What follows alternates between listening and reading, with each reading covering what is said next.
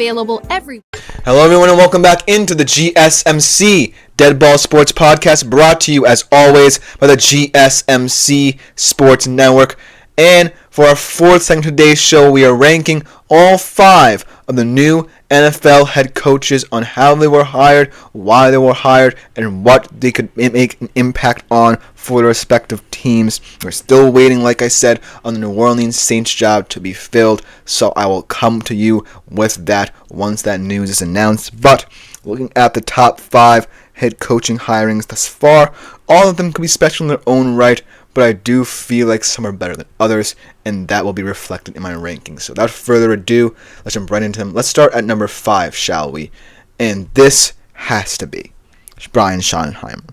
And this does not stem from sort of the bad blood I have from him being the Seahawks offensive coordinator, leading to Russell Wilson leaving, ultimately seeing that offense stagnate after a great start, but also why the Cowboys weren't a little bit more ambitious in terms of their head coaching search. It's not like, you had to do your due diligence because of the fact that all these other teams were scooping up top talent. But you also had to dig a little bit deeper if you're the Cowboys, I feel like. Because as much as Brian Schottenheimer is the close-to-home option, a guy who is definitely going to fall under the umbrella of Jerry Jones, I feel like you have to be more ambitious than all these other teams because you're the Dallas Cowboys. And so I feel like this hire was a little bit too safe, and the only thing really good about it is that Brian Schottenheimer kind of has a rapport with Dak Prescott and CeeDee Lamb. But ultimately, I feel like even with any success this offense might have, much like what happened in Seattle, it will peter out eventually, because this is now a more high-profile position than it was with the Seahawks. This is the Dallas Cowboys head coaching job, one of the most heavily scrutinized in the history of sports. And if you don't succeed and you kind of stagnate like McCarthy did, then I don't know what to tell you if you're the Cowboys. I don't know if it's a Jerry Jones thing. I don't know if the head coaches are the problem, or the players for that matter. I just feel like they're going to be stuck in the cycle where they hire a head coach who just falls under the umbrella of being that yes man to Jerry Jones, and they never have any modicum of continued success or success in the playoffs. And hopefully that will end with Brian Schottenheimer, and he could prove to bring new vision and philosophies to this team. But I just don't see it, because in this high-profile job, I just feel like you can't necessarily be someone who's just going to say yes. You have to be a little bit over-ambitious as the Dallas Cowboys head coach. But that's what they are right now, in my opinion. Not necessarily a team that's going to be looking for the most ambitious hire, but one that's now looking for the safest. So that's why I have this at number 5 thus far. At number 4, I have Liam Cohen, and this could go either way. But it's mainly about the whole lead-up to his hiring and the whole fallout after it. Because I kind of feel like the Jacksonville Jaguars were left stuttering a bit after Johnson and Glenn went. Because I felt a little bit stunned that both the Jets and the Bears moved so quickly, and we'll talk about those situations as well as we go up the rankings. But ultimately, I feel like Jacksonville were just not prepared, and it says a lot about this franchise that they waited until Trent Baalke was fired and then hired Liam Cohen. That just goes to show the dysfunctionality of this Jacksonville Jaguars organization, even now that Trent Baalke's gone. And so I don't necessarily know how Liam Cohen will feel as kind of the coach that was the last resort, ultimately, in my opinion, but he still is a talented guy. And he knows how to rejuvenate a QB's career. He did it with Geno, he did it with Baker, and now he has the chance to do it with Trevor Lawrence and Brian Thomas Jr., one of the more underrated QB wide receiver tandems in the league. So I do feel this move had the chance to move up in years to come, but for now, it's because of how bizarre it was in nature and how both the organization and Cohen himself reacted. I'm not necessarily that thrilled if I'm a Jacksonville Jaguars fan about this hire and the way it came about. As Caleb Daniels mentions Ted Ginn Jr., I don't necessarily know why, but ultimately, it's a fun name to put out there. So thank you, Caleb Daniels, for that comment. Then number 3, it's Pete Carroll.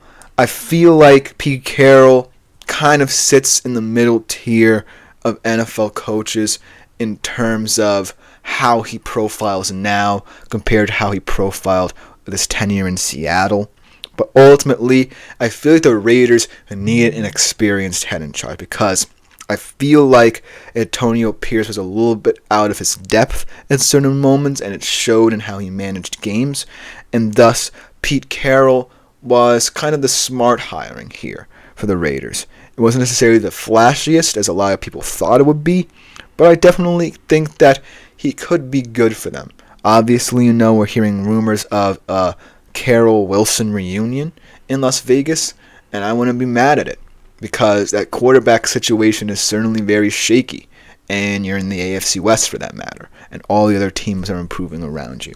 So ultimately, it's going to be a hard job for Carroll, but I think that his experience and his philosophies will come in handy as the Raiders rebuild, because in the early goings, if you run the football, it's going to shock a lot of teams in this very modernized NFL, and that's the way an NFL is going anyways, running the football, winning football games.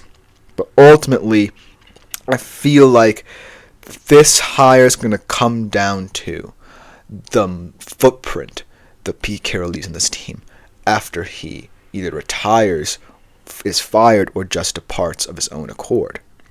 So ultimately, that's where I feel like the importance of this head coaching hiring will come into play.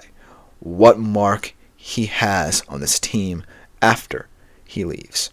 And what I mean by that is what he does in this role to truly build back up the Raiders' reputation.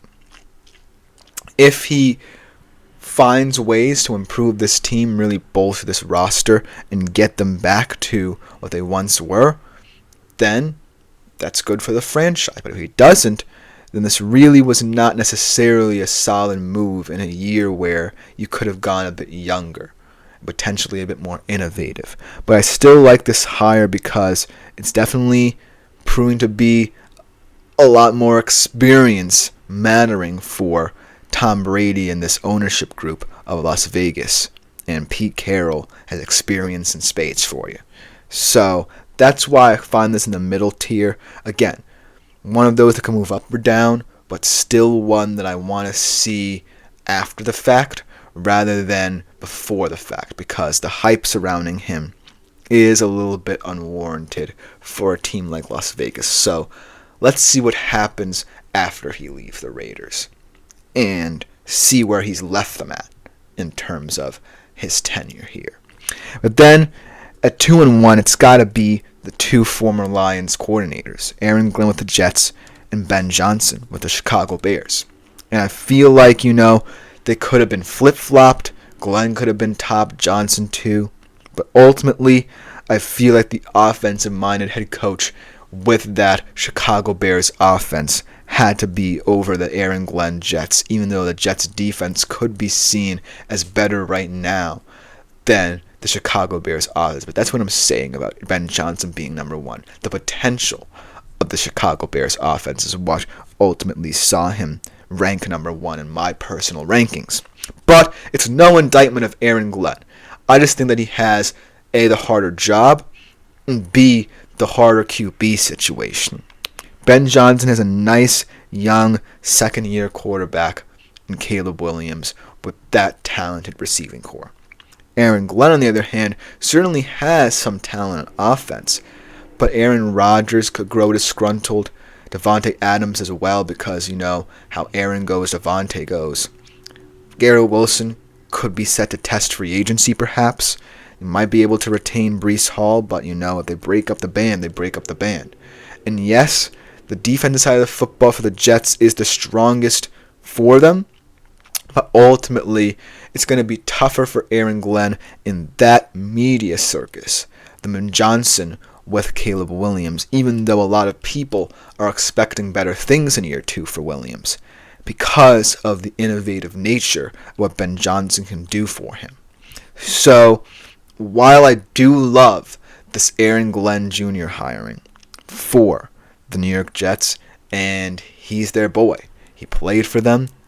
He ultimately loves the culture there, perhaps.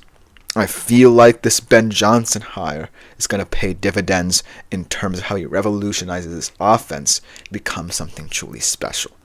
So there you have it, the top 5 NFL head coaching hirings this year, potentially waiting on the Saints to potentially shock us all and get like a really good head coach, but I don't necessarily see it, as no one wants to be in that situation considering the limited cap space and the bizarre quarterback situation.